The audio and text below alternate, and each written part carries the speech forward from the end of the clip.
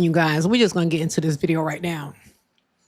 I have been watching this. It's been going on everywhere, on all social media platforms, about the young girl who deleted her entire family. She literally took out her entire family, you guys. I believe she was underage. Hopefully, I can connect it and it'll be right, you guys, because we need to see this on Viral Crimes with Jocelyn. So thank you guys for tuning in. Please like, share, and subscribe to my channel so you never miss a live from me. Okay, you guys, let me do the fair use acts real quick. Get that out the way.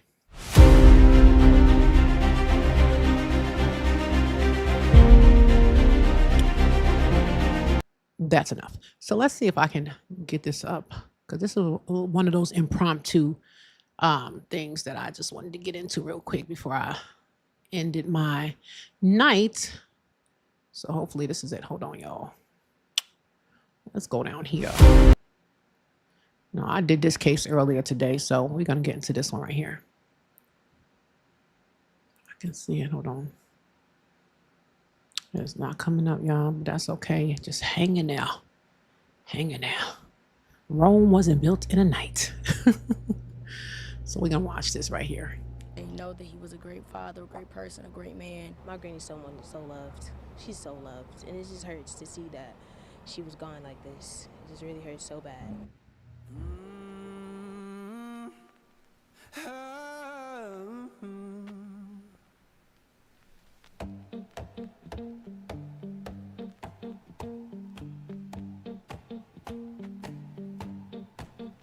Well, I saddled up my shoes, headed out at dawn. This is the story of 5 lives and the person closest to them who was accused of taking them. East St. Louis, Illinois, a city people call the City of Champions, home to Olympic legend Jackie Joyner-Kersee, home to state championship teams, home to families who have lived on the same blocks for generations.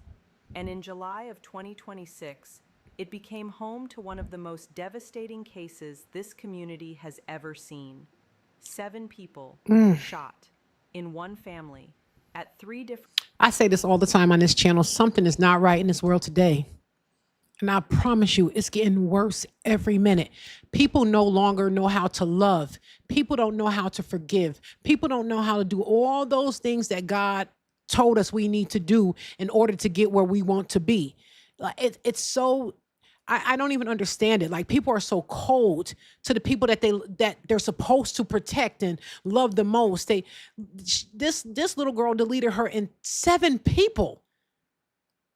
There's no more loyalty to the people that are being loyal to you. This world is ugly, and it's the people closest to you.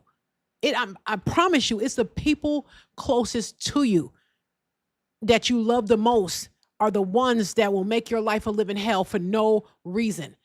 Let's keep watching this video. This is horrific. different locations across several days. 5 of them did not survive. And when investigators finally pieced together who was responsible, they weren't looking for a stranger. They weren't looking for a rival.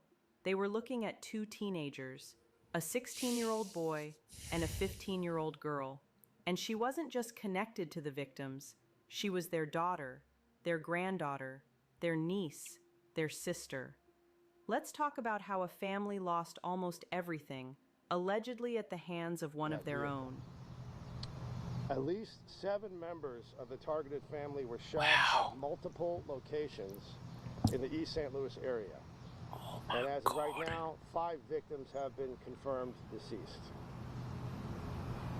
One of these was at 39th and Summit, 3 at the Gompers Public Housing Project, 1 here at Jones Park, which is right here behind us. 2 individuals at Jones Park were also shot. They have, at least as of now, they have survived. They have serious injuries, and they are at a hospital in St. Louis. The Illinois State Police has been in close contact with the state's attorney's office and will be seeking charges against the suspects. The investigation remains fluid, remains active, and additional information will be released as it becomes available. Now, right now, there is no known threat to the public. I just want to be clear. This is not currently an active shooter situation. The suspects that were involved have been taken into custody, are in the custody of the Illinois State Police at this time. Before we get into what happened, we need to meet the people at the center of this, because this isn't just a case number. This is a family, 3 generations of one. At the top of that family tree was Patricia May, 74 years old, the matriarch, the kind of woman everybody in the community seemed to. This is so sad to me. You know, I'm a very an emotional person when it comes to things like this because I understand how great God is, and I know that this is not what God wants. This is God doesn't live in confusion. You know, once you start feeling confusion in your life, need to really start thinking other things about your own self and your spirit and your own soul. Because not everybody, people may sit up and think they have this connection with Christ and they're all connected, but they're really not. They're just performative. It's not really a soul connection, because if it's a soul connection, you wouldn't act the way you act. So these people, for this young lady to do this to her entire family, it's heart-wrenching. To know. Everybody knew my granny, literally. My granny is someone so loved. She's so loved. That's how her granddaughter Miranda described her. Everybody knew my granny, like, literally. My granny's someone so loved. She's so loved. And it just hurts to see that she was gone like this. This is unfortunately what happened. It's just really lost for words. Nobody can prepare for another family member to go around massacring the rest of your family member. Patricia's daughter was Cherie May, 49 years old, a mother, a sister. Someone Miranda would later say was known for helping anyone who needed it. Cherie's son Patricia's grandson was Devin May, 24 years old, married, a father to a 1-year-old little girl. That's 3 people. Loved his daughter. He loved me, but you couldn't say anything about him That's 3 people. Let's keep going. to his daughter, about his daughter. Know that he was a great father, a great person, a great man overall, and he did what he could with what he had. That's Devin's wife, Chelsea Gatlin. On the other branch of this family were siblings Quentin and Shania Thompson. Quentin was 21. He loved to draw. He was passionate about anime. Shania was 25, and she had dreams of her own. She wanted to open her own restaurant one day. Their mother was Tiffany Thompson. And Tiffany's daughter, the 15-year-old girl who would become one of the 2 suspects in this case, was also Patricia's granddaughter, Cherie's niece, Devin's cousin, Quentin and Shania's own sister. Now let's talk about the boy at the center of this with her, Jameer Davis, 16 years old. According to his own attorney, he had no prior criminal record. He was enrolled in high school. He and the 15-year-old girl, who is only identified in court records by her initials, WT, were in a relationship. And according to family members, y'all wanted to be together. What kind of relationship? You 15 and 16 years old. What kind of relationship are you all in? This is so delusional. You know, they have taken out, no one fears Christ anymore. And everybody thinks, oh, because I'm a good person. No, that's not how this works. When are people going to really open up their eyes and realize it's more to this than just this surface stuff? And there's a lot of people going to bust hell wide open. So they wanted to eliminate everybody that had a problem with the situation. that relationship is where all of this allegedly began. Now, before we go any further, I want to be honest with you about something. Because a story like this, it's tempting to make it sound like it came out of nowhere. Like one day everything was fine, and the next day this happened. But that's not what the people who loved this family are saying. According to relatives, this wasn't the first time there had been trouble. The girl had reportedly gotten into trouble at school before, which led to her being moved to homeschooling, and relatives say that created real tension at home. She and Davis had also run away together before, more than once. And just days before the killings began, relatives say she ran away again. Only this time, she allegedly took something with her that would change everything, her mother's gun. According to Marcus May, the girl's father, her mother Tiffany Thompson called him early one morning the week before the killings. Their daughter had run away again, and this time she had taken Tiffany's gun with her. Tiffany did what a lot of parents would do. She called the police and reported it stolen. And around that same time, she reportedly found something else. Threatening messages between her daughter and Jameer Davis on Instagram. Messages that talked about hurting members of the family. She reported those too. There was a list on Instagram that her and the boyfriend made, So we were aware, we just didn't know when. Her daughter took the keys from her purse, unlocked the lockbox, and took the firearm. The police were notified as soon as they found out that the firearm was taken. Read that Charges again. of- The family knew something was building. They just didn't know when it would happen. Here's what prosecutors say the messages actually showed. According to testimony at a later court hearing, the 15-year-old girl wrote to Davis, "We about to kill my family." In another exchange, she asked him if he would do it for we, meaning for both of them. Let me tell you something. Don't take none of them threats lightly. People mean what they say and they say what they mean. Don't take it lightly. Somebody tell you something about yourself or they don't like you and all this stuff. Do not take it lightly. They keep one eye on, always keep one eye open and your head on a swivel to anyone that have expressed something about you that's not kind. For real. I'm telling you, don't take it lightly. Because this whole family, they had their warning signs. But we think, oh, they love us. They would never do this. They love us. But the whole time they're telling you they don't like you. They're literally looking you in your face and saying, I don't like you. And we keep hanging around and we hang around and we hang around until when? Until what? What is the end result of it? This is the end result. Prosecutors say Davis responded, yes. Additional messages were read into the court record describing specific harm the two allegedly discussed carrying out against family members. Messages a prosecutor described as part of a documented, ongoing plan. This wasn't one angry text. This was a conversation, over time. And then, sometime between July 5th and July 7th, prosecutors say that plan became real. Cherie Mae Patricia's daughter was killed at the Samuel Gompers Homes housing complex. Investigators allege Davis shot her multiple times. Her body was placed inside a storage tote and left behind a dumpster at the complex. For days, nobody knew. Then, on July 11th into the 12th, the rest of the family started reaching out to Cherie, calling her, texting her, getting nothing back. So Devin May and his grandmother Patricia went to check on her themselves. According to prosecutors, when Devin walked into the apartment, he found Davis and the girl inside. He was shot and killed on the spot. This actually goes back to, I'm doing a series called Friend or Foe. And as you can see, it just doesn't have to be a friend. Your own family members will take you out. Your own family members. I think of life so differently. My mind never stops because I don't understand people.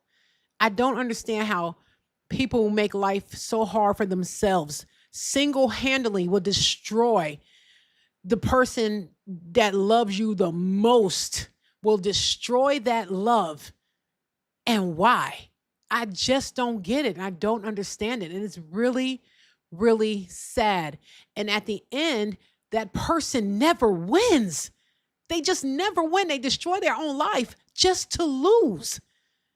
This little girl is going around taking out her whole entire family. And guess who lost in the end? Although they lost their lives, she lost.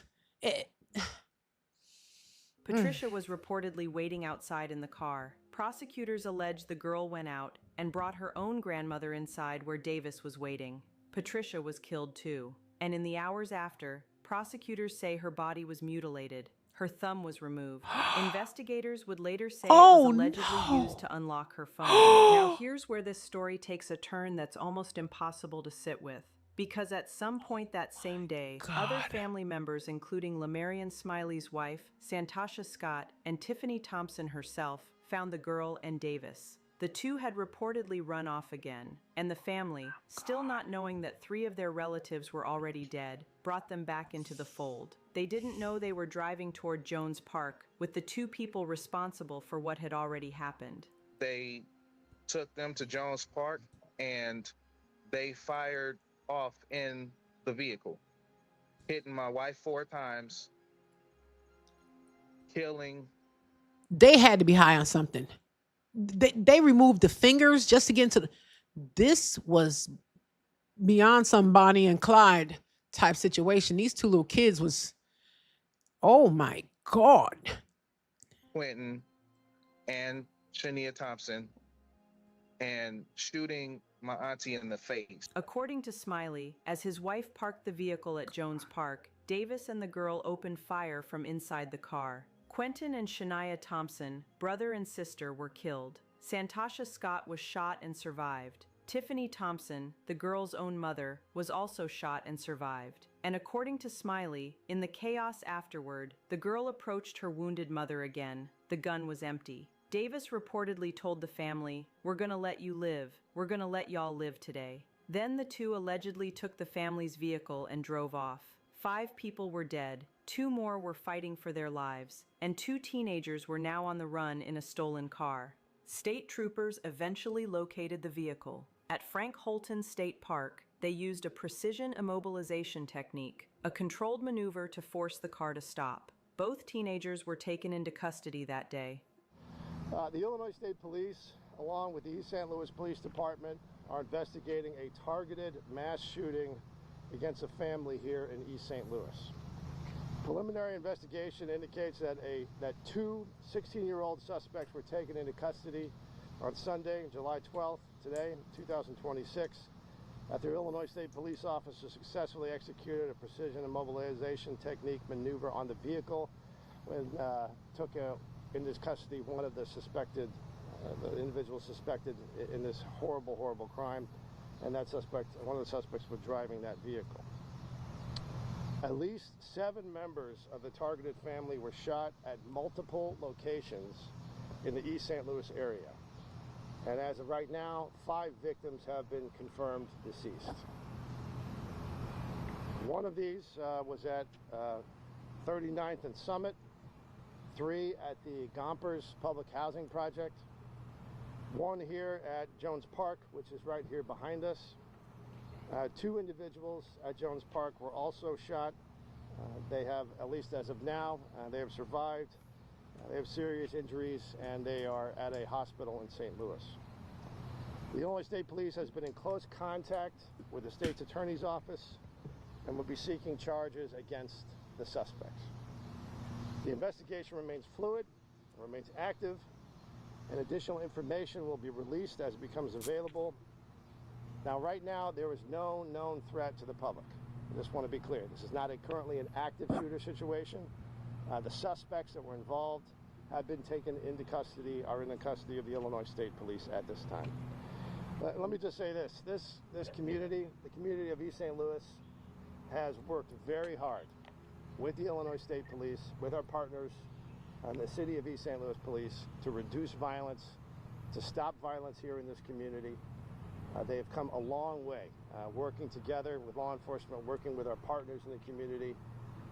And I just want to say that these alleged acts of horrific violence, taking this number of lives here in this community, it's terrible. I'm nobody's judge nor jury, but I do know the word. I know the word. So, people, they get upset with you when you tell them certain things, but listen, don't shoot the messenger. I just know the word.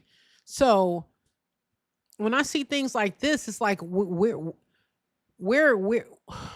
it's like there's no fear of the end anymore. No one believes that there's an end. And when he comes back, you're going to be judged on everything that you do.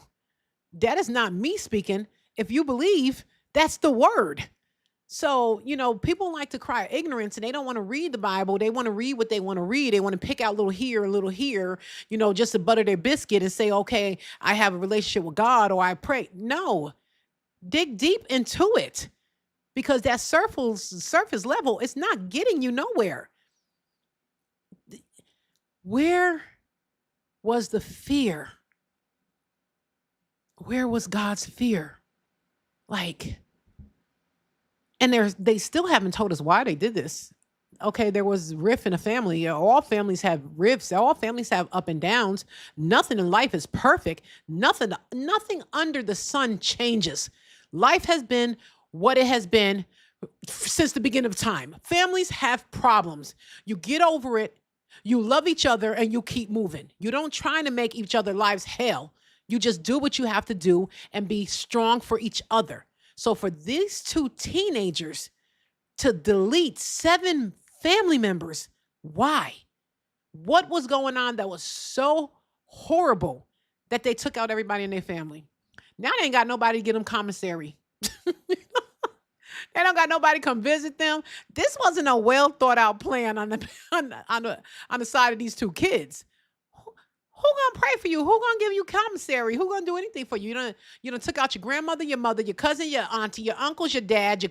Your family's gone. Now you're somewhere.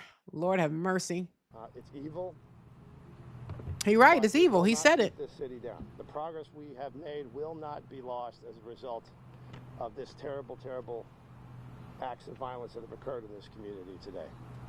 So this is the City of Champions. I'm glad to have our partners with us from the City of East St. Louis.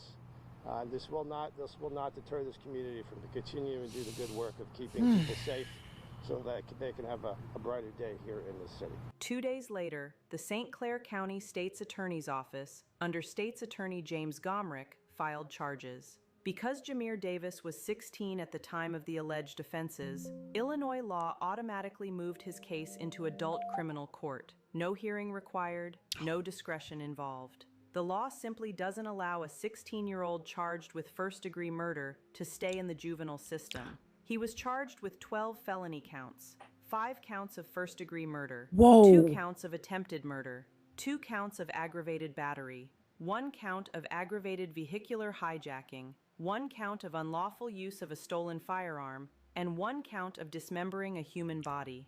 The 15-year-old girl is different under the law. At 15, her case doesn't automatically move to adult court, so prosecutors filed a juvenile delinquency petition against her, which includes first-degree murder charges, and they are formally requesting that a judge transfer her case to adult criminal court as well. Yep. She has not been publicly named. I don't want to hear this crap that she's got to be charged as a child, and because she's 15, she's getting out at 21. No.